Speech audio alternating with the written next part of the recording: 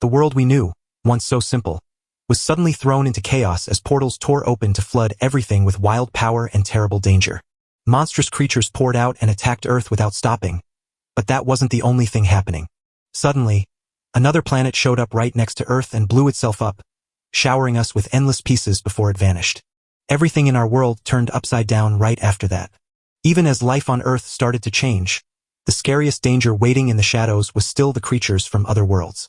A terrifying beast stands amidst the wreckage, having just torn apart the entire army. An army officer stands right there, shaking with fear as he stares at the monster. He whispers that the beast is a B-rank monster as he stares at its huge, unbreakable form, wondering if his guns are enough to beat it. But the creature darts forward with terrifying speed.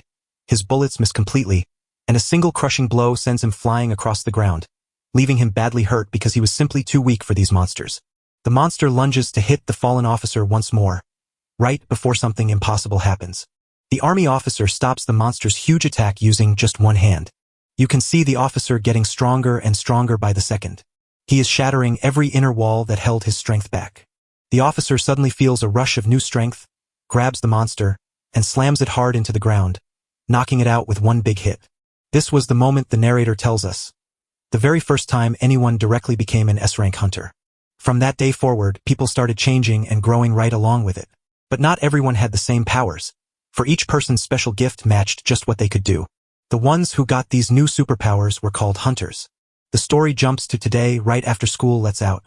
A couple of students walked home chatting about their day, with one saying it was pretty good but complaining that their teachers were too boring and made them stay too long, only for his friend to shut him down by telling him to stop talking nonsense and remember that they are there to focus on their studies.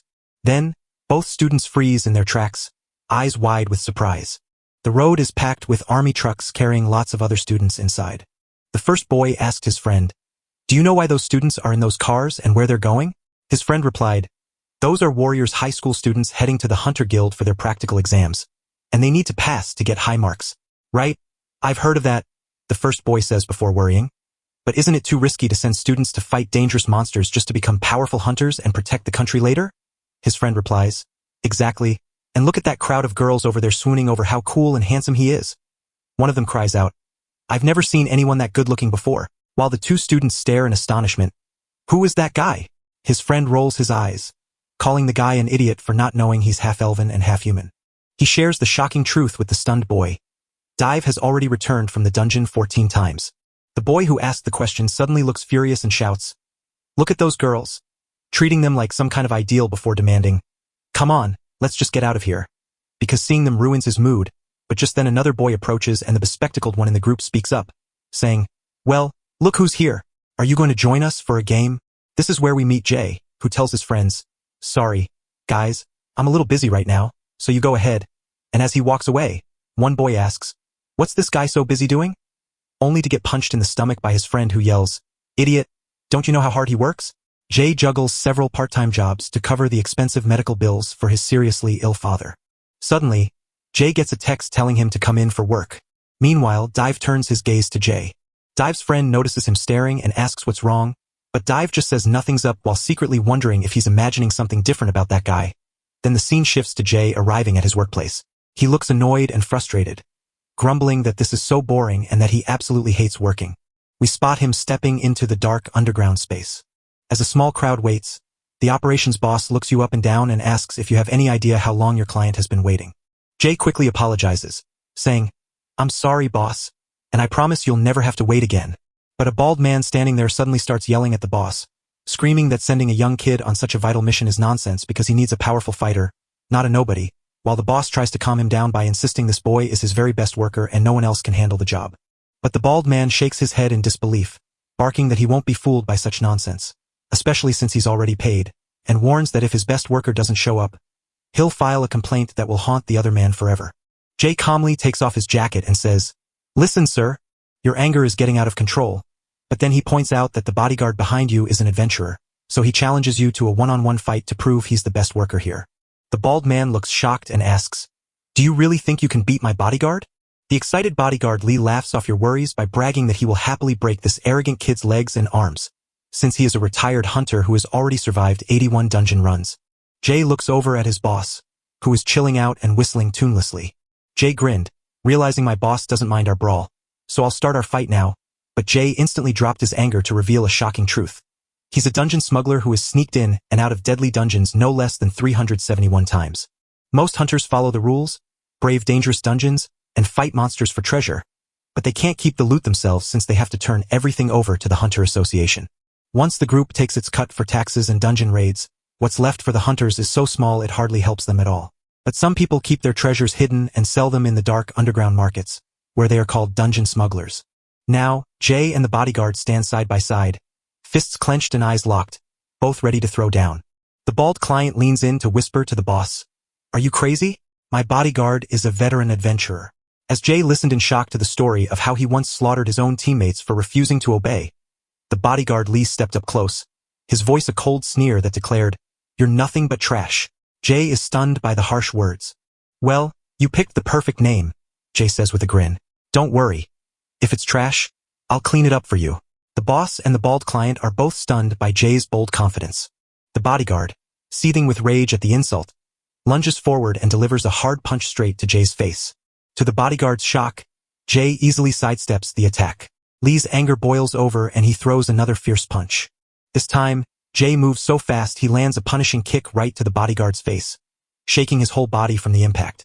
Jay mocks me, saying my body hasn't even warmed up yet while my condition is already this bad. Even the bodyguard didn't see that kick coming. He thinks to himself, this isn't just any kid. This person is truly skilled. If I don't take this seriously, I'll lose to him and that would be a huge embarrassment, the bodyguard says while ripping his shirt off. The boss casually remarks that your bodyguard is getting angry because he realizes he can't beat your worker, leaving the bald client totally shocked by the sudden turn of events. The bodyguard taps into his full strength, swelling his muscles and towering over everyone around him. He turns his skin into tough iron armor.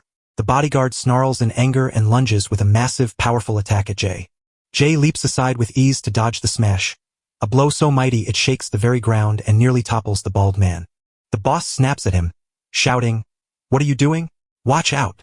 Their real fight is just starting now," shouts the bodyguard furiously. "I think both of them are destroying my work area, and I won't let them get away with this." So he throws another huge, incredibly powerful punch at Jay, but Jay dodges it with lightning speed.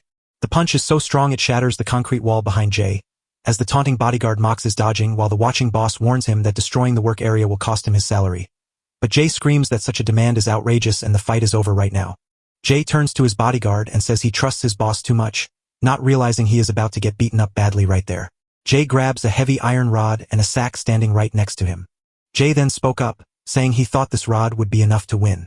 The bodyguard screams, "Stop this nonsense, I won't let you try your tricks." And then he charges at Jay at full speed. Just as the bodyguard closes in, Jay suddenly flashes forward and delivers a crushing blow. As Jay strikes, a massive burst of rage explodes from him, and that fury is so intense. Jay knocks out the guard with one fierce strike. The bald customer stood frozen in shock, wondering if it was really possible to be hit like that in just one blow. The beaten bodyguard slowly wakes up and wonders what kind of move that was and where you learned it. Jay shakes his head and says, "You're wrong. I didn't learn that from anywhere. When I was just a kid with nothing else to do." Jay's mind drifted to his father and the technique he had inherited from him. "So I'd slip away quietly to watch my father train. I wasn't just watching him practice martial arts. I was watching him because my dad was the very man who started the hunters. He was the very first one to wake his powers. And he was the single strongest and most powerful hunter the whole world had ever known.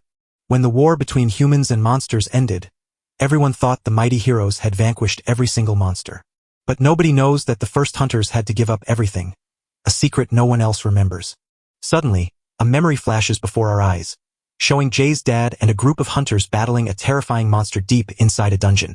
The monster throws its deadly poison at every hunter. Jay's dad manages to dodge it, but all the hunters with him are instantly killed by the poison. Jay's dad is so angry that he can't stop himself. He lunged at the beast with his spear, but the poison melted the metal before it could strike home. He refuses to quit, so he charges at the monster with another weapon. The view moves forward just a bit as other hunters arrive to help Jay's father. They discover that Jay's father took on the monster and killed it all by himself. Jay told me that my dad hadn't only slain a single monster.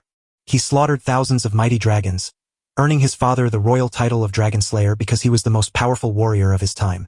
Everyone loved him and dreamed of being just like him. That is why I always watched my father practice martial arts, and I saw him use his hands to deliver a powerful strike. Jay's face lights up with joy as he sees this mighty new skill.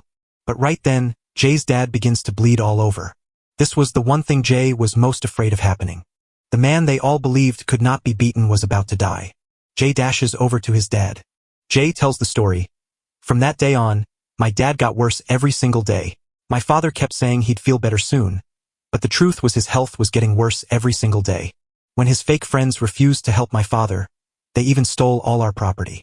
From that day on, as my father's health and mind both faded, the world forgot about the legendary dragon slayer Yong's son, and now not even my father is remembered. The scene snaps back to the present, showing Jay looking down at the unconscious bodyguard. Jay tosses his iron rod aside and steps toward the group. Jay's boss talks to the bald client and asks, "What happened now, and why aren't you speaking?" The bald man stammers, admitting that his mighty bodyguard couldn't even beat a kid like that. The boss laughed and bragged that even though your bodyguard was tough, he simply wasn't strong enough to beat my worker, explaining that weak people often act tough to bully others, and adding that a hunter only retires when they either die or realize their bodies are too worn out to survive much longer. The boss rests a hand on the bald client's shoulder and says, "I've told you before that my worker is great, but you wasted our time on purpose, so you'll have to pay double for this mission." And after finishing with a nod to Jay, the surprised client shouts, "That's nonsense. I won't pay double." The boss then gets very angry, warns that the client doesn't value his own life, and sharply adds, "You've been annoying me for a while, and if you keep it up, you won't get home safely tonight." The bald man turned pale and started shaking right away. "Sir, I've had enough of this joke, and I'm willing to pay you double just to make it stop." Next, the scene shifts to Jay taking a drink of water. His boss suddenly asks if he knows about the Eiffel Wasp, and he is totally shocked. The boss chuckles, telling Jay that while no powerful hunter can kill the terrifying Eiffel Wasp, a white-rank hunter might just be the one to take it down. Jay is shocked to learn their boss has white-rank hunters, and when he asks if it's just one, the boss confirms there are actually several. The bald man told me that 7 strong white-rank hunters joined forces a few days ago to take down the Eiffel Wasp, which the boss revealed is actually the queen of the bee monsters, and from their hive they collected some royal jelly. But one of those white-rank hunters betrayed them and handed the royal jelly to a smuggler so he could sell it on the black market for a huge profit. But that person hit a rough patch because the smuggler he hired got eaten by monsters, leaving the royal jelly stuck deep inside the dungeon. "Go inside and bring the royal jelly back for me." Jay spoke up, asking his boss if other hunters wouldn't have already taken the royal jelly by now. The boss shakes his head and warns that only other smugglers will try to steal it, since real hunters need permission to enter dungeons. But he also forgot to mention that the royal jelly is so powerful it can bring the dead back to life. Jay is so touched he gasps, "Wow." And the very next scene shows the boss standing before a secret dungeon gate. He channels his strength to swing the gate open. The boss warns Jay to be careful with the royal jelly, because it might draw a crowd of monsters. So he tells him to look out for himself and stay out of trouble. But Jay isn't paying any attention to what he's saying. As the boss sees this, he blows a cloud of cigarette smoke right into Jay's face and shouts, "What are you doing? Pay attention." Jay answers, "Boss, I know what you're thinking. That royal jelly is powerful enough to bring a dead man back, but it can't save my dad, so I can't use it, and please, just stop saying that." Jay opens the door and steps into the dungeon, silently vowing that even though royal jelly won't save his father, he will find a cure for the poison no matter how long it takes. He looks around and realizes that this dungeon is actually hidden inside a massive city that has turned into a giant forest. Jay's boss yells out a final warning that he must protect the precious royal jelly on his special mission. But Jay jumps off the hill with a rope and promises that nothing bad will happen. He bursts into the forest with a huge splash of noise. Jay thinks to himself that this forest is huge and he'll have to work very hard to get out. But then he is suddenly struck by something he sees on the ground where he has landed. A massive footprint appears, and Jay mutters, "What on earth is this? Now I'm stuck fighting a monster." Before the scene jumps to another part of the woods, a girl sprints away from a monster at breakneck speed. She crouches behind the tree, shaking with fear. She thought, this was just a test, but why is there such a powerful monster here? The narrator explains that the huge monster is indeed very powerful, and that on this big exam day at the nation's largest school, a girl has entered the dungeon to find 2 hidden coins before time runs out, or everyone will fail. The narrator points out that this unlucky girl has run into a monster that is truly terrifying. In that very second, the monster sees the girl and throws a huge attack, but she leaps out of the way just in time. She thinks, "I can't escape this monster because it's too fast and will catch me in no time. I'll have to find a way to beat it," she said while she knocked 3 arrows. They found out the scary beast was a 3-star dangerous titan. She fires her arrows at the titan, but he just catches them all with his hand. The girl stared in shock, whispering to herself that her arrows were useless and the monster was going to kill her, just as the beast unleashed another mighty strike. The girl leaps high into the air to dodge, then quickly nocks 3 more arrows. She fired her bullets at the monster, but they bounced off without doing any harm. The monster lunges straight at the girl. The girl pulls out a special arrow, knowing she must use her one and only strongest skill to fill it with power, even if it leaves her completely empty afterward. She stands ready with her bow, aiming that arrow to fly. The girl fires the arrow, and it flies with incredible force. Triggers a massive blast that everyone can see from miles away. The girl thought her strike was unstoppable and would surely kill the monster, but she froze in shock when it didn't happen. The giant titan leaped straight up the trees, landing softly to stay safe. The girl stands frozen in shock, wondering if she's really about to die after her powerful attack was dodged so easily by this monster, only for it to rush back at her high speed and get intercepted right before it can grab her by none other than Jay, our hero. Her eyes go wide with shock when she spots him. Jay strikes so hard that the monster crashes to the ground. Jay was perched high up on a tree, looking down at the world below. He figured his hit smashed right into the monster's chin, giving its neck a mighty shake, but that wasn't enough to bring it down. The monster is fine and scampers up the very tree Jay is sitting in. Jay pulls out a tiny dagger and leaps right at the monster. The girl gasped in shock, wondering what the boy was planning, just as the monster leaped forward with a deadly strike aimed at Jay. Jay yells, "Hurry up and shut your eyes," leaving the girl completely stunned and shocked. And just then, Jay finds himself standing right next to the monster. He brings the dagger-like object to life and shuts his eyes tight. Suddenly, the artifact lets out a brilliant flash of light that fills the air. The light was so bright that the monster was instantly blinded. Jay leaps straight to the ground as the monster lets out a loud scream of frustration, unable to see anything, while Jay realizes with a start that this is his only artifact and he never expected to need it so soon after entering the dungeon. They say this artifact is a unique treasure known as a stunning torch. It's crafted from a rare gland found in the skill-giving fish that live deep in the underwater dungeons. This torch is so bright it can temporarily blind even the highest-ranking monsters. But if you put it in a human's eye, they will be blind forever. That's the reason this object holds such deadly power. Jay makes sure the girl is okay too. He then walks past her, and you have only a few seconds before Jay warns that the monster will be back soon, so you must hurry and get out. With those words, he bolts. As Jay sprints through the dungeon, he recalls his boss's warning: help anyone in trouble, but never trust them. You'd better stay safe because a regular smuggler carries a $5 million price on his head. Jay sprints ahead but steals a quick look back over his shoulder. He looks up and sees the girl he just helped sprinting right after him, panting heavily from the speed. Jay steps up his speed and sprints even harder. The girl can't believe her eyes when Jay vanishes in an instant. She wonders where that boy went, since he was right in front of her just a moment ago and then suddenly vanished. Suddenly, Jay grabs the girl and pins her to the ground, yelling, "Stupid girl, what are you doing?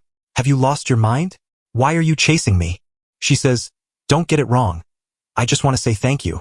Jay snaps back, "You're an idiot. I know why you're following me. It's because I'm a smuggler." The girl begs, "Please don't think that. I know you're a smuggler, but I didn't chase you with any bad intent." Jay spots the Warrior High School logo on her shirt. Then the girl speaks up and says she wants to offer him a job. Jay instantly lets go and turns to walk away, declaring, "I have no interest in your job, and if you chase me again, I'll bury you in this forest," the girl said, shocked by the threat. Just as Jay was ready to go, the girl yelled, "Wait!" and he was shocked to see her pull out a super valuable treasure.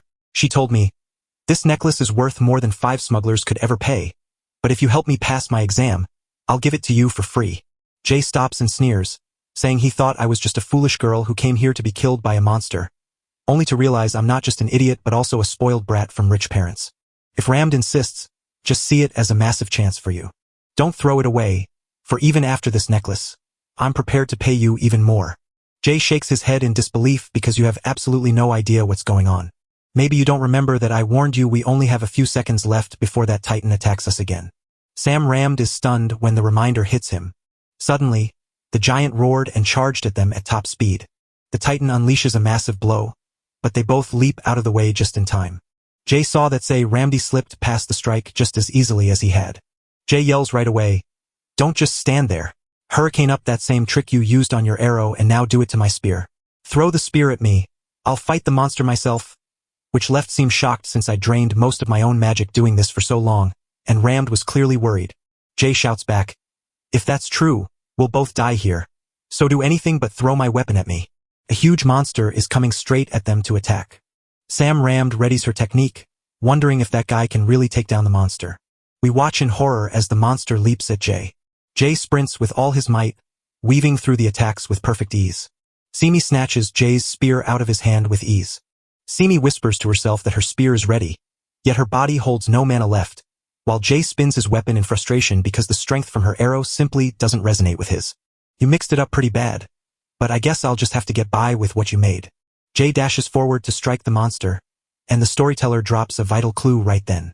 There's just one way to beat a scary monster. First, watch how the monster moves to find its weak spot, then strike with lightning speed when it launches a loud attack, just like Jade does to dodge and win the fight easily. He strikes the monster's neck with a mighty punch. Jay's hit is so strong that it knocks the giant monster dead in one single blow. Simi stares in total amazement at how dangerous Jay's power is. We catch a fleeting glimpse inside Sim's mind, showing a regular person dreaming of such incredible strength. Sim's heart burns with a fierce longing to become a mighty hunter. The next scene shows Simdi learning her lessons from her teacher. The teacher told Sir Ramd that his body was very weak, while Simi's teacher spoke to someone else, asking if they really had to do all this and why they were pushing her so hard. The teacher asks if you truly want this girl to become a hunter, but she decides to do it herself just to stop you from teasing her about being weak, only for the other person to warn that she isn't even a normal human. She is also an elf at heart, with her true blood flowing through her veins. Given how much weaker she is than a normal human, the future is going to get really interesting. The teacher shakes her head and says, Yuang, I've trained this girl since she was tiny, and I know for sure she'll never stop hunting, no matter what. I also feel that if she keeps her courage and trains like this, she'll become a powerful hunter one day, and we see Sam Ramd doing just that to get much stronger. At Warrior High, say Ramd has spent his days feeling all alone. The scene snaps back to the present, where Ramd and Jay stare at the dead titan. Cindy slowly shakes off her shock, wondering how this person is so strong when even after training since childhood, she still hasn't been able to make herself that strong, while Jay is now thinking about his glasses.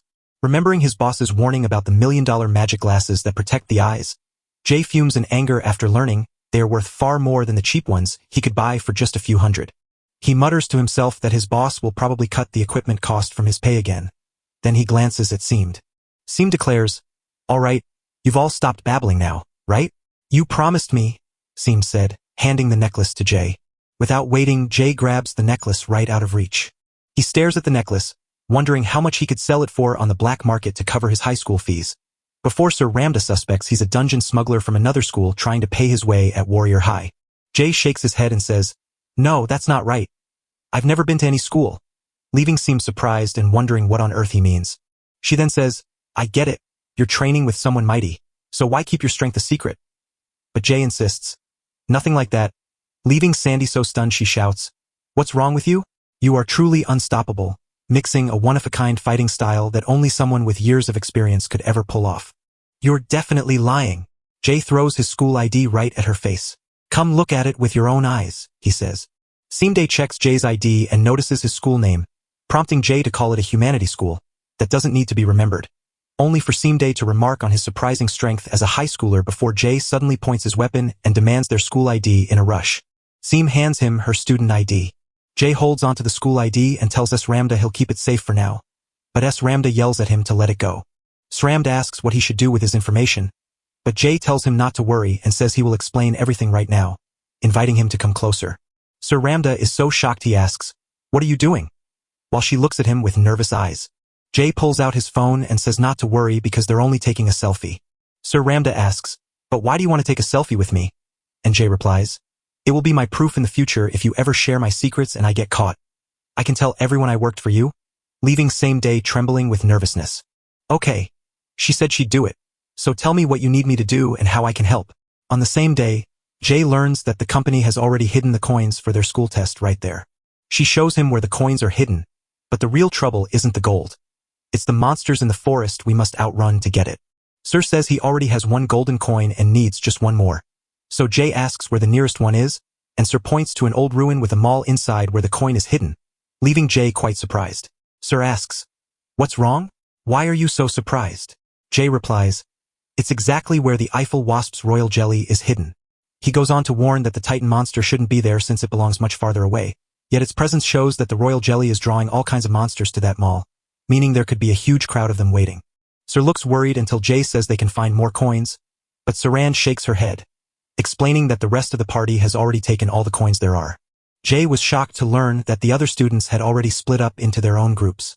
Jay says not to worry, he'll help you get the coin, but now he wants to know what you'll give him in return. Sir says 1 billion, so I am ready to hand over that same billion. Jay is so shocked that he screams. What? A billion? Seeing Jay's reaction, Sramd offers to get more money from his dad, but Jay quickly refuses, saying that amount is plenty and he's eager to help, so the two head off to the mall.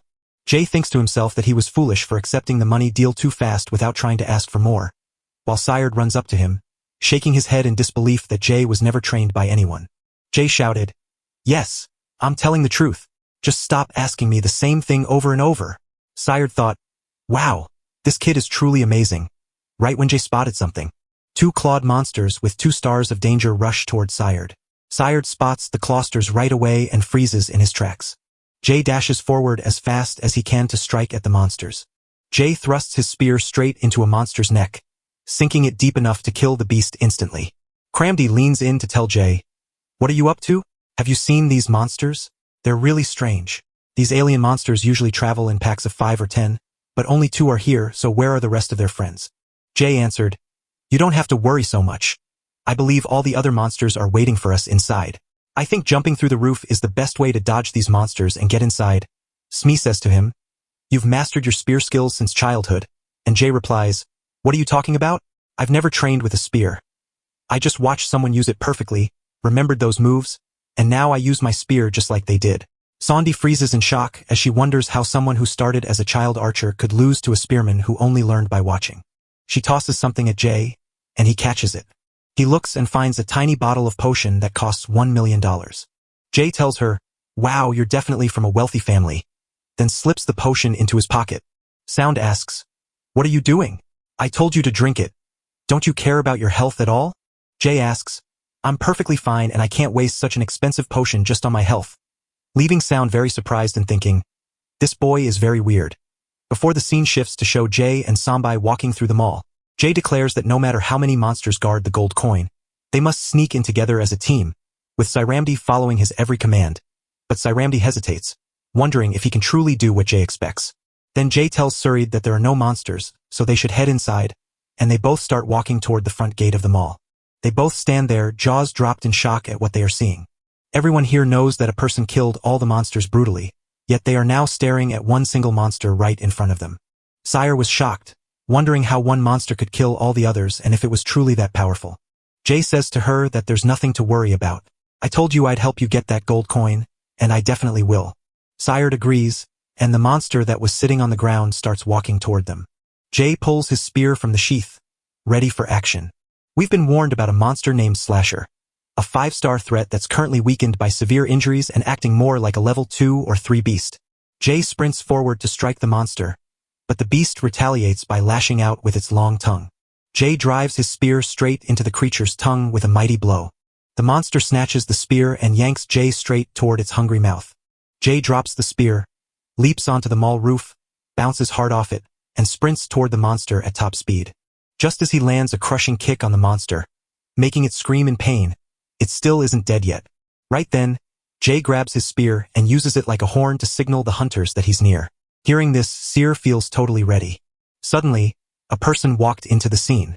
He spoke to them as I realized my nap was cut short by your loud arrival, leaving me wondering how you could possibly be so clueless.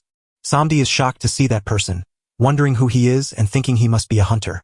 Jay watches a person leap from the upper floor and lands safely on the first floor, only for that person to tell a girl named Smrodi that she doesn't look like a smuggler but rather like a student from Warrior High School, who confirms she is indeed a student, prompting the jumper to warn her that her life will end far too soon, which makes Jay snap it seemed and accuse him of being an idiot.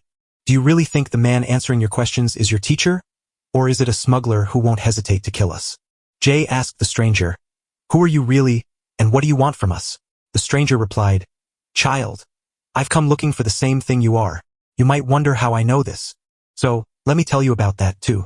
A few days ago, a white rank hunter secretly reached out to one of my friends to sell royal jelly, and I kept that secret from everyone else. Then I chased him down and tried to attack, but that scoundrel got away. I followed his clues to this mall, and I'm convinced he's hiding that royal jelly somewhere nearby. Jay thanks. The boss claimed monsters killed the smuggler, but the truth is a friend did it. He wonders if he can win against someone who feels so much stronger, only for the other person to draw a sword and promise a painless end. Just as Jay blocks the attack and yells for an idiot to get away before Simi sprints off in fear. He shouts that the girl fled, but he's already rushing Jay down to kill her and then hunt her down next. While Jay unleashes a massive surge of rage, he whispers to himself that his father's tricks will let him win before charging forward with a powerful strike. The person was shocked by the attack, then delivered a powerful kick to his face that sent him flying backward and caused a huge explosion.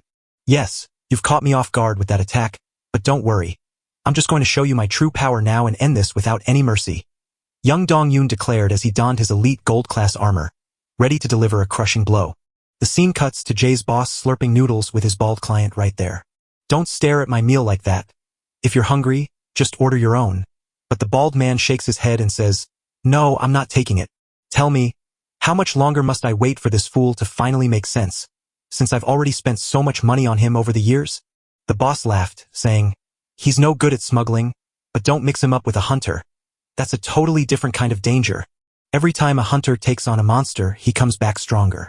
But a smuggler gets tough fighting hunters to stay alive, so that boy's power makes sense, even if hunters fight each other and are strong themselves too. The boss shakes his head and says, I'm not claiming smugglers are stronger than hunters. Hunters are the ones who truly hold the power. As the hunters train harder and grow stronger, their skills become truly amazing. I have to admit, your bodyguard is strong, but he has never fought before. He only used his power to kill monsters and ignored training, which made him weak. The bald man asks, Can these hunters get stronger only by training, or is there another way for him to become even better at fighting? The boss explained that their world is full of dungeons where you can find powerful gear that boosts your strength. And while Jay wondered if the smiling figure walking toward him was wearing a suit made from a vampire's body because it was draining so much blood, the person kept on smiling. Jay thought hard about his mistake, but before he could finish, his opponent charged at him with a furious strike, only for Jay to meet the blow squarely with his spear. Jay sees that the person is suddenly much stronger. The person kicks Jay hard in the stomach, launching him across the room. Jay somehow finds a way to hold back. Before Jay can react, someone rushes up and slashes at him with a sharp katana. Jay gets cut up fast. The person screams, What are you doing? Why don't you fight him properly? I thought you were strong, but you're just garbage. While wearing a special jacket called the Shade Jacket, which was crafted from a vampire's body. Every time that person puts on the jacket starts drinking their blood right back. That is the way the armor grows tougher and tougher all by itself. The person charges back in to hit Jay with another powerful attack. Jay realizes that if he doesn't dodge this attack, he's gonna die right here. The person lands a hard hit on Jay, slicing a deep cut right across his stomach. The person laughs loudly, and you feel completely useless. I really don't want to fight you anymore, so I think I should end this right now. Jay thinks, I feel like today is making my special day harder. He takes off his jacket. He says, I thought you weren't that strong. I only wanted to see how strong the suit could make you, but you're still terrible at it because your speed hasn't gotten any better. The person's face twists into rage as he hurls curses at Jay, screaming, You bastard! I'm going to kill you! Jay stands ready to fight, spotting an opening because he knows his opponent is too angry to see it coming. The monster lunges at Jay with terrifying speed. It unleashes a deadly strike on Jay. Jay dashes forward, unleashes his era, and hits the vampire with his dad's first trick, launching a massive attack. So both the monster and Jay stumble backward. While that happens, Jay fires up his dad's second move and blasts the monster with another huge attack. The moment the attack strikes, the monster is knocked so far away that Jay realizes just how powerful his move really is. The attack was so fierce that it blew up in a massive explosion. But using his dad's second move left Jay badly hurt. He thought, my dad's moves are too strong to use carelessly or I'll hurt myself. Which left young Dong-yoon, the man in the suit, stunned and asking, How did you do that? That attack was incredibly powerful. Jay says your time has ended and you will die at my hands now that your armor is broken. But you laugh and pull out a dagger, sneering that if you must die, you'll take me with you. He then thrusts the dagger deep into his own flesh. Jay looks totally shocked while the scene jumps to Sir Day arriving at the big room where the coin was kept. She puts her hand on the machine, which checks who she is so she can grab the coin. Suddenly the ground shakes and Sir gets scared, so after the quake stops, he asks me to go while he thinks he's fighting that man all by himself. I know he's on our side, but the Sir isn't sure if I should lend him a hand. He was so strong, but now I'm wondering if I can really help Jay. The scene shifts back to the person radiating a terrifying, monster-like energy. He laughs, revealing that the person wants me to kill you so he can sacrifice his own life to make the shade jacket's power grow, turning him into a vampire. Jay really wanted that jacket, but seeing how badly the wearer was hurt, he decided he was better off without it, only for a scary-looking person to suddenly rush him with a powerful attack. Jay weaves away from the strike in a blur of speed. The monster blasts toward Jay at such speed that he can't dodge it this time. The attack strikes him hard, leaving Jay badly hurt with his shirt ripped apart. The monster roars, "You've already blocked harder hits than this, but you're at your limit now, so you can't stop my next blow." And Jay quickly pulls out a healing potion and drinks it. The monster can't wait to put Jay down, and unleashes a mighty attack. Jay dashes at top speed straight for the monster. Now Jay is feeling healthy and strong once again. Jay screams at the monster, daring it to try and kill him, but the monster warns him that he can't do it. Jay ducks the monster's strike and sneers, "You think you can beat me?" Just as the beast winds up a massive blow that's about to crush him, only for a sudden, powerful attack from someone else to strike the monster right at that moment. Jay is shocked to find out that this attack was carried out by none other than Sir. Jay instantly unleashes his full strength and strikes the monster with another devastating blow. Next, the scene shifts to show the monster-like figure lying out cold on the ground. Jay was snapping photos of the person. Sir asks Jay why he is taking pictures of the man and what he plans to do with them, to which Jay replies that these photos will be useful to him in the future, after which Jay walks over and picks up his spear. He tells Sir, "Let's get out of here. I need to find the Eiffel Wasp's hive, and thank you for saving my life from that monster." To which Sir Ramda replies, "I only helped because I thought you were my teammate," causing Jay to smile and think, "She has such a good heart." Before the scene shifts to a mall area bathed in intense golden light, Jay and Serum Day are heading down into this place. Sai Day looks upon the lifeless body of the smuggler who had brought the royal jelly into the dungeon. Her heart aches for him, and she feels a deep sense of sorrow. Jay grabs a bag from the body and unzips it. Both Jay and Sire are totally caught off guard. The royal jelly rests safely inside a jar that shines like a mirror. Jay sniffs the air and smiles. This is the amazing jelly I was hoping to find. So he quickly seals the box and tells Siren, "Let's leave before any monsters show up." And when they rush back downstairs, they are shocked to see the enemy they just fought has already fled. From far away, a voice cries out, "Just you wait. I'll come back and kill both of you." As the person runs off while shouting, "I've memorized your faces, just wait." He dashes away, laughing all the while. But then, something terrifying takes place. A giant titan steps out and swallows the person whole. Jay and Sirium Day are left speechless. Jay declared that on Sire Day, the place is perfectly safe and no monster will dare attack them. "I helped you get your coin, so my mission is done, and now it's time to part ways," as Jay reaches out his hand to shake Sire Day's. He says it's Sim Day, and she shakes his hand. Jay begins to walk away, warning Siren Day to stay safe and avoid other monsters, and even wishing that our paths will never cross again. Just then, Siren Day called out, asking why he didn't want to meet again when she wanted to see him very soon, and Jay was totally surprised by this. Now the story turns to Jay's boss. Jay is back, and the boss, looking at his worn-out look, jokes that he must have had a wild time in the dungeon, while Jay admits he faced a huge challenge to get that powerful royal jelly, which the boss has to sell fast on the black market, leaving Jay looking a bit sad. "Are you still mad because the smuggler died in the fight with you?" Jay tells his boss that the smuggler died from their desperate situation rather than in the fight, and while the boss lets Jay keep the risky royal jelly, he also warns that its secret power can bring the dead back to life. If anyone eats this jelly, their talent will soar and their wallet will swell with riches. Jay told his boss he was confused by all the instructions and decided to walk away, lost in thought about Siam Day. A sudden memory pops up of Jay asking Sim Day why he wants to meet him, only for Siren Day to shake his head and say, "No, I have another offer for you. I know you've got a powerful talent inside you, and if you push yourself even harder, you can make yourself even stronger. So, I want you to join my warrior high," Jay said, completely surprised by the offer. Sir explains that whenever a student enters a dungeon, their skill level doesn't actually matter. Beating one tough monster doesn't mean he can beat every single strong one that comes his way. And so, he needs a crew to help him out. The bigger your party gets, the simpler it becomes to finish your missions. Jay asks Sir Ramda why he shares such secrets, and the teacher replies that the powerful leaders of the school are all at the very top. Jay asks if you want to be as powerful as those group leaders. "Everyone thinks she helps me because she's my relative, but that's not true at all. But the truth is, someone hates me so much they'll do anything just to bring me down. Because of this, I couldn't build or lead my own group until now, and every time I try to add people, she swaps them out so they leave my team." That's why I'm asking for your help. I know you're in need of cash. So come join my school and then my party, since we're both first years and I want you in my group. Even though I've managed to survive this far, I know I can't finish the next mission alone, so I need your help. And this isn't just about me getting better. It will make you even stronger too. The story jumps back to the present, where Jay sits at home while Sir Ramda smiles at him, happy that he has finally made it to his destination. She still hears the words Jay said before he left.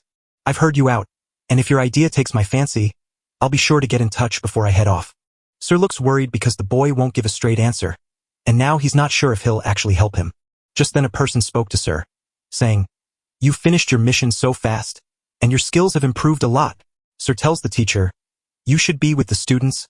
What are you doing here?" The teacher told us, "Sir, we checked the radar and found far more monsters than usual. Your first-year students returned early because they encountered so many, and even the area you passed in was filled with dangerous creatures. A 4-star Danger Titan monster has landed in this area." The teacher stepped forward until she stood right in front of the giant Titan. "That's really strange, since Titan monsters don't belong here, so what is drawing them in and what could it be?" The teacher tells Siram he's finished, but right then the monster unleashes a mighty attack on him. The teacher instantly wakes up his special strength and readies his strongest punch to end the monster. They slam their heavy fists into each other with a loud crash. The teacher's attack was so strong that it cracked the monster's hand. The mighty blow hits the monster right in its face, killing it instantly, and then the teacher says, "Siram, let's head back to the student camp from here," before walking away. The next scene takes us to the student camp. As students chatted, one complained that the test was so hard with all those powerful monsters that most would fail, and indeed, most of them returned having failed their mission. But someone whispered that one girl never came back, so a student said the girl named Samda could finish the job, and right then they saw Sam arrive with the teacher, and after Sam agreed to go back to the camp, the teacher walked away. A girl steps forward and tells the shocked students that Anisha isn't weak at all. Despite being the last to return from her dangerous mission, she is incredibly strong, and Anisha happily confirms she is fine now that she is back. Sam answers Anisha by saying, "Now stop pretending you care, because I know just how much you like me." Anisha tells Samda that even though she's her big sister, she always struggles to get strong and never quite makes it, which makes Samda feel disappointed as she remembers how she has always failed to use her magic properly. Jack, the teacher standing nearby, tells Suramd that he must learn to use his magic better because it is vital for an elf, so he must grow strong on his own. Sam is having a really hard time keeping her magic under control.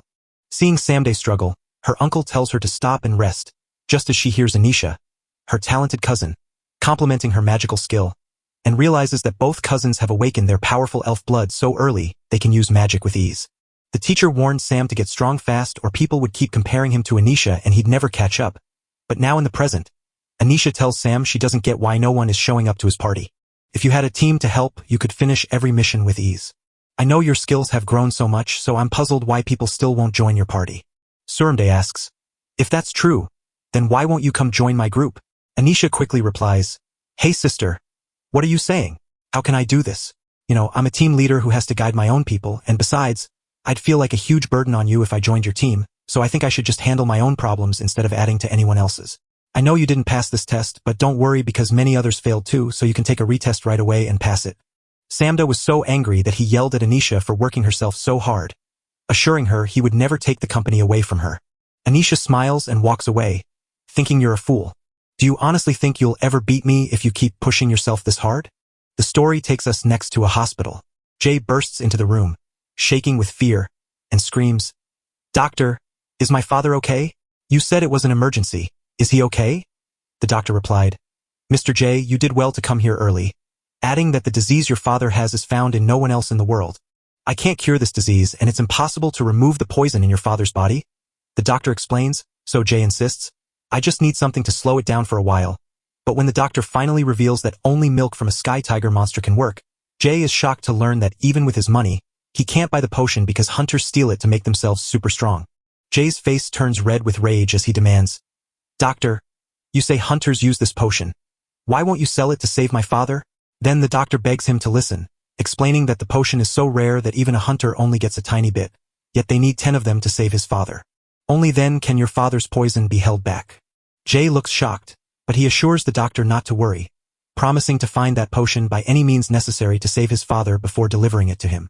The next scene shows Jay sitting at a table, thinking that Seamday is the only one he can call for help, so he picks up his phone and dials, "Be ready, But hear my condition first. Seem replies, you really want that potion, don't you? You'll get it very easily. Laughing to himself, he thought, wow, the lives of the rich are truly so different.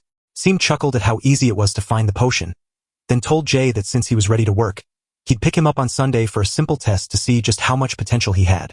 Jay stares at the massive research lab in front of him, surprised to learn it belongs to none other than Seamday. Seamday shows up and teases you, asking if you're in a hurry to join the school. Jay asks why she called him, and Sarah explains that to pass her test, he needs to boost all 5 stats of the human body. Only students with stats better than AC are allowed to walk through the gates of Warrior High. And that was how I ended up as a high school student. Jay's status window appeared, but every single stat was hidden behind question marks, since he'd never taken a test like that before. Jay asks Ramday if he really has to fight that huge, powerful robot standing right in front of him for this test, all while wearing a suit.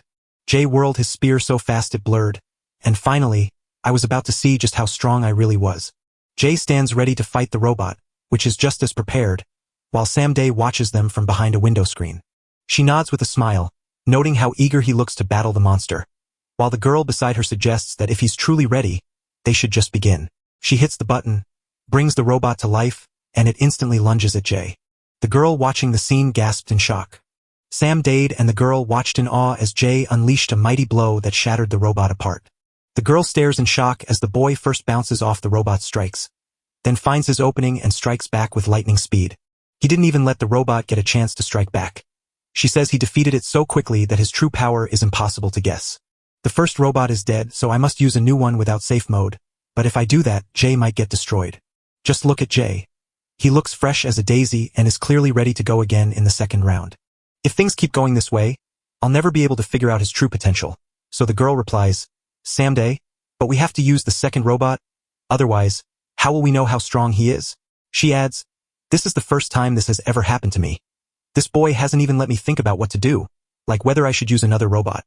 And just then they hear a voice asking, if you have duty here today, does that mean you can use this research lab for your personal use?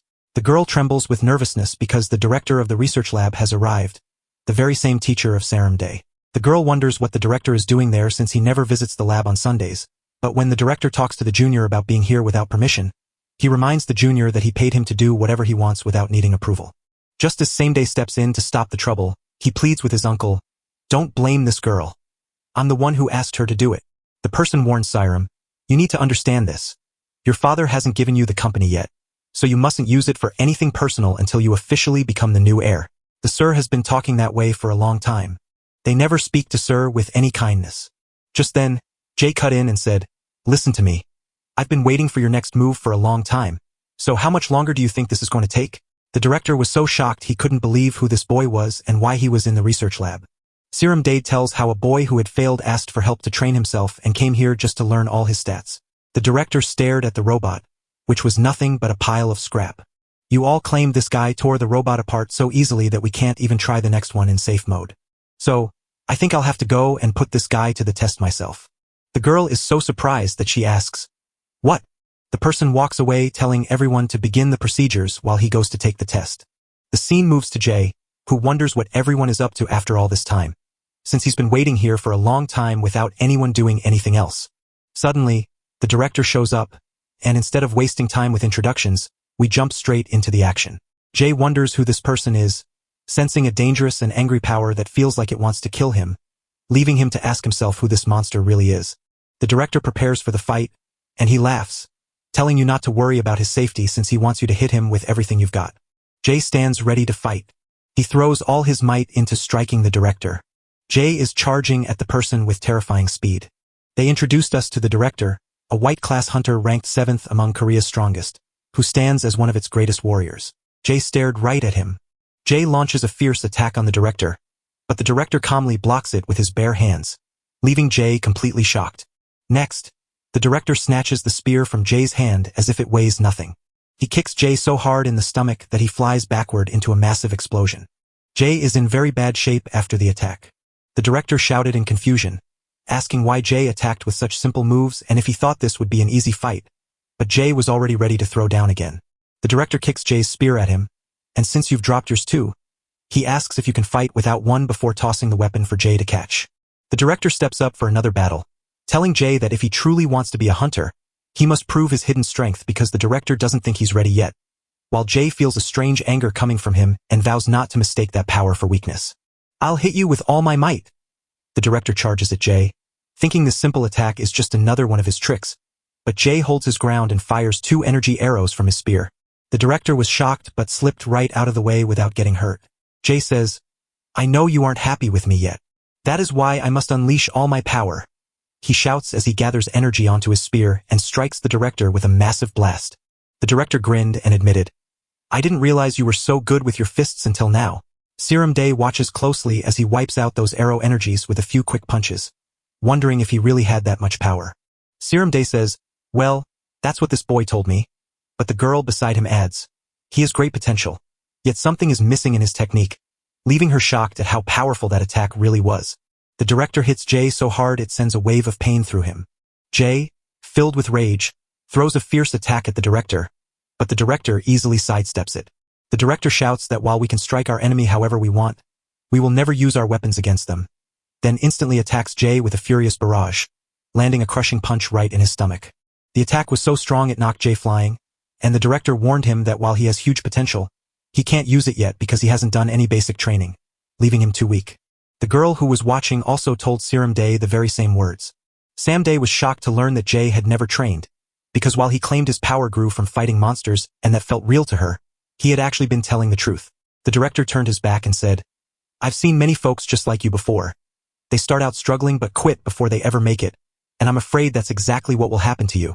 It would be sweet to quit now and admit you'll never be a strong hunter, but if you still want to hunt, your test is done and you'll get your report in a little while." Just then, Jay jumped up and shouted that he didn't understand his strange treatment, wondering if the director hated lazy people like him, while the shocked director realized Jay wasn't knocked out and was still ready to fight.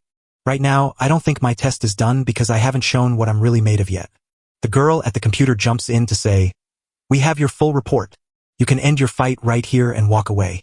The director dares Jay to fight again, warning that Jay will get crushed, but Jay unleashes a terrifying energy and declares that he just wants to knock the director out, recalling how he began training alone with his spear back when he was young. "Since I was so talented, I became a master at throwing spears. Back then, I was determined to build myself up. So I started fighting monsters, but to be honest, no one has ever given me a match that I couldn't easily beat. After seeing him today, I realize he's too powerful for me to beat, so I'm just going to try my hardest to defeat him." While the director gets angrier at Jay, threatening to crush him so badly he'll lose all desire to become a hunter. Jay smiled to himself, realizing that fighting this person right now wouldn't be enough to win.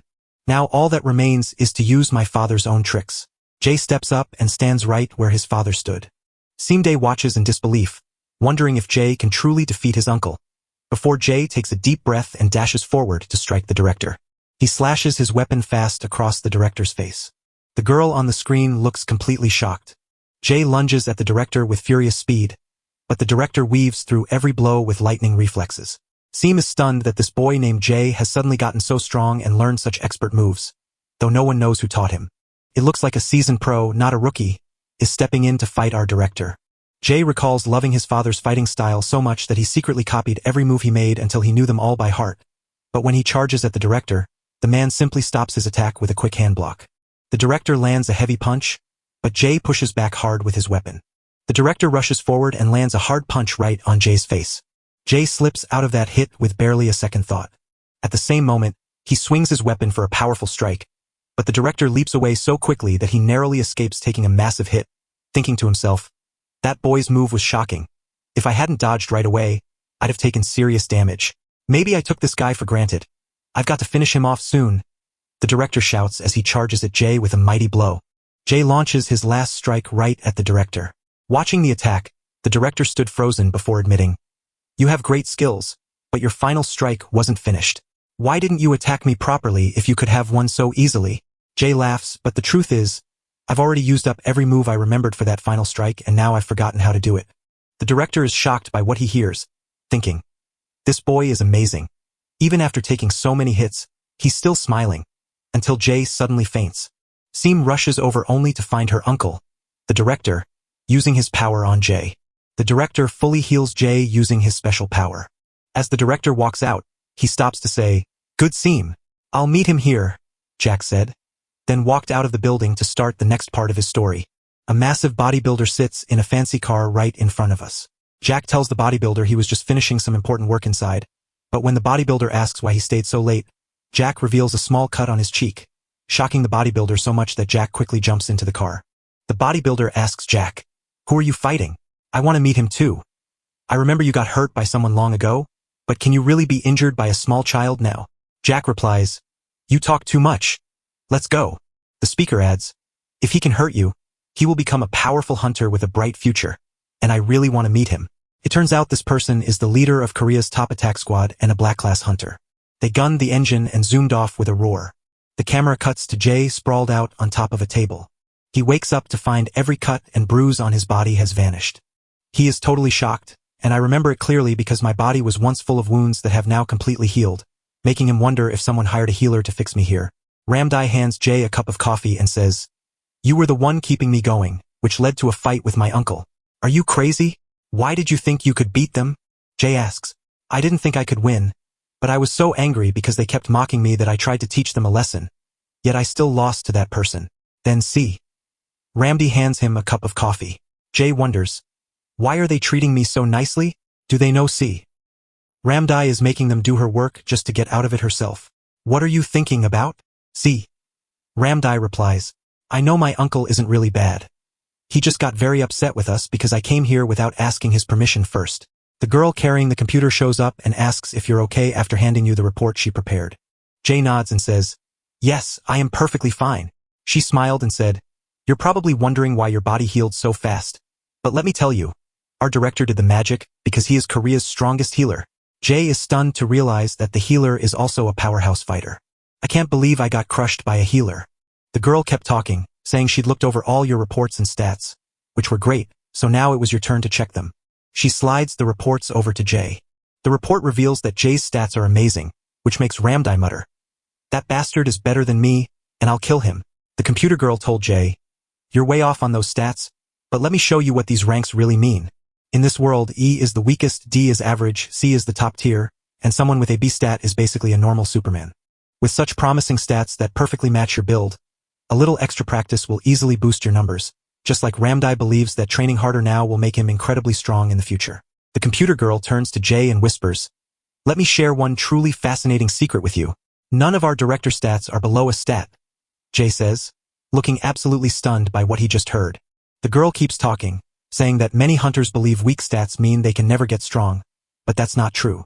If you have the strength inside you and the will to make it happen, you can work hard and become mighty, just like the people I know who have already done it. Sir Ramda thought, realizing he needed to train his own skills harder. Jay leans in and says, "Well, let me tell you one thing. I know someone far more powerful than your director," and as Jay thinks of his father, he recalls that his dad is the strongest hunter in the world. Same Day is shaking with fear because I know how furious Uncle gets with me, and if I bring Jay to the production department, he'll explode even harder.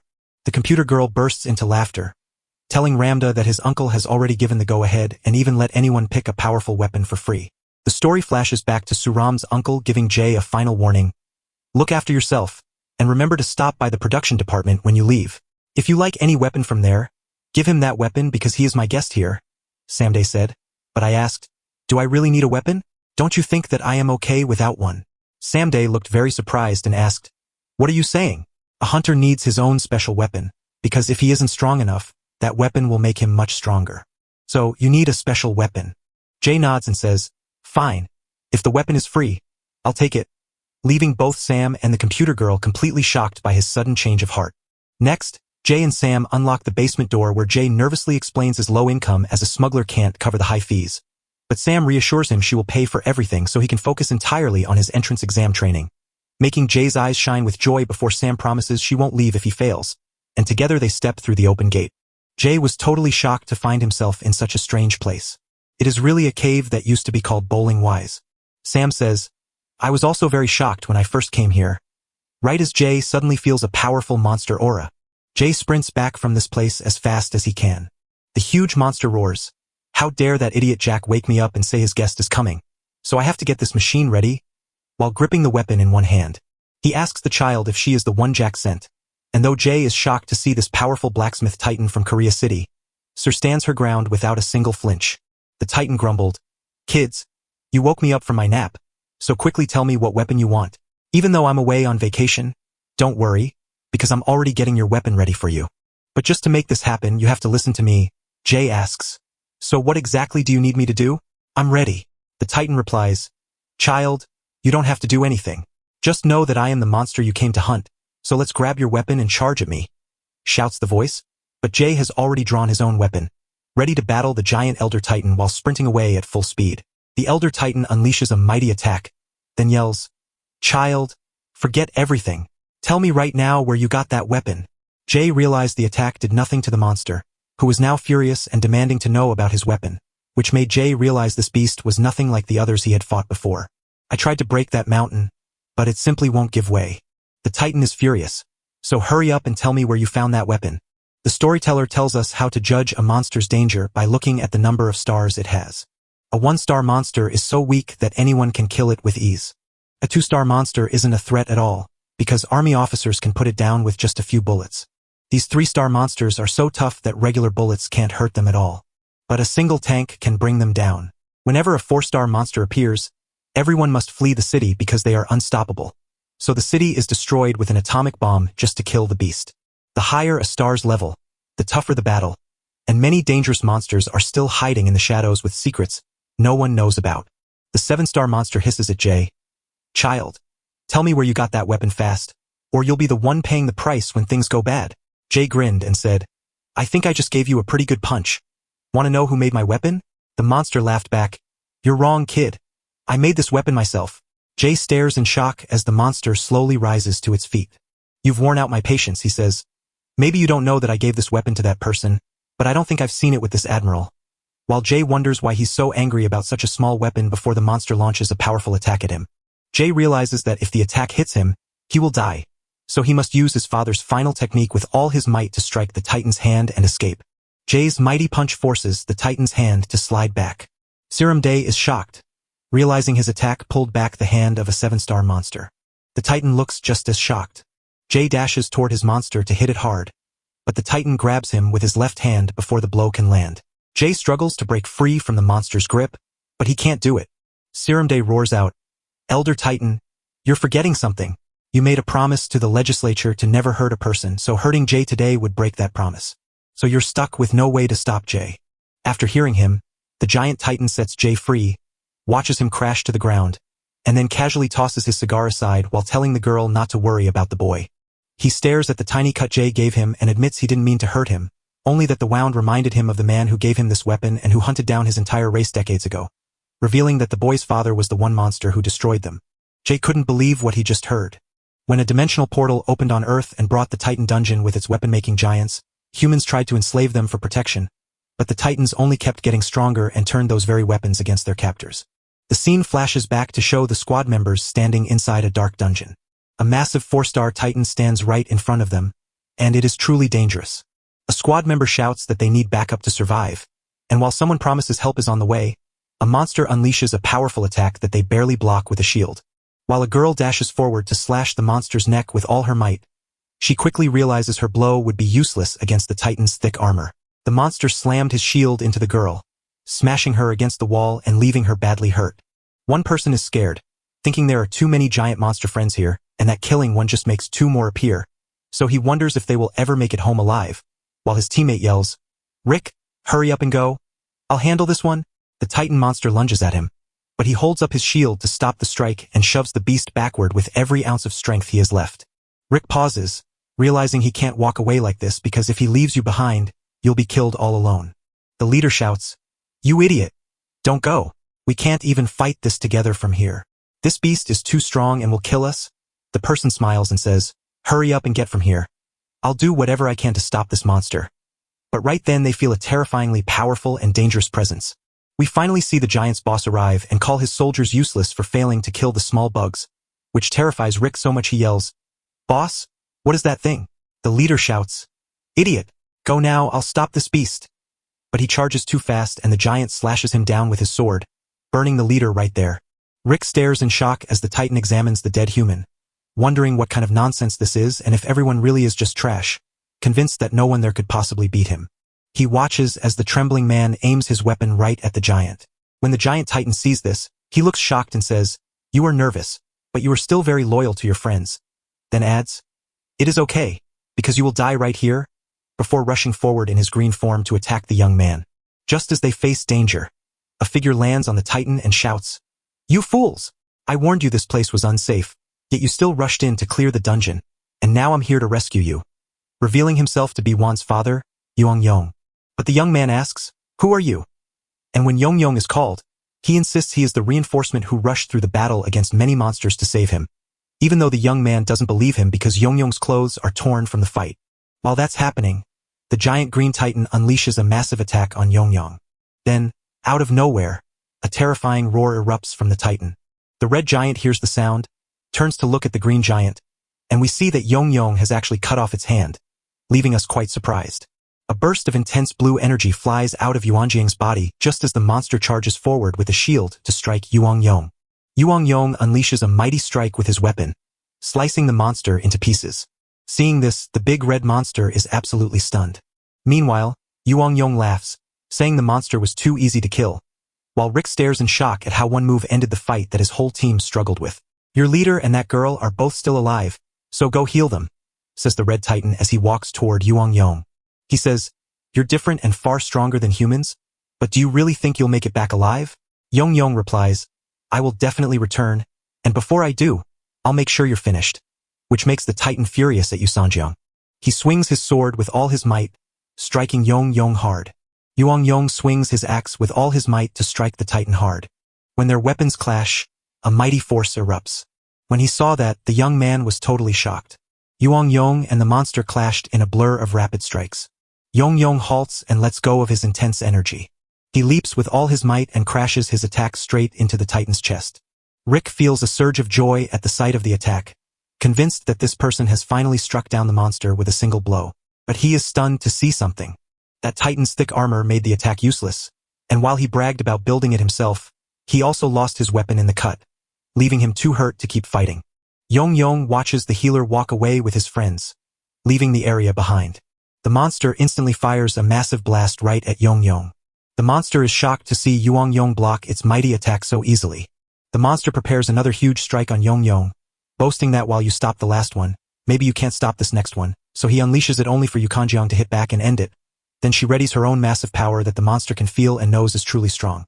If he doesn't stop this attack, Yukan will finish him. The monster fires back with a fierce blast aimed right at Yukanjiang. We see that Yukan's attack is so strong that he slices the monster's hand right off. The monster tells Jay that his father could have killed him but instead offered a deal. The monster can live on, but only if he works for humans to build powerful weapons forever. "Since I knew I couldn't beat your father, I took them up on their offer. Ever since then, I've been working for humans. And this weapon that you have, I made it as a gift to your father. But it has been a long time since I talked to your father, so I thought maybe he has forgotten me, but I wanted to give them this weapon quickly. So I sent it to them,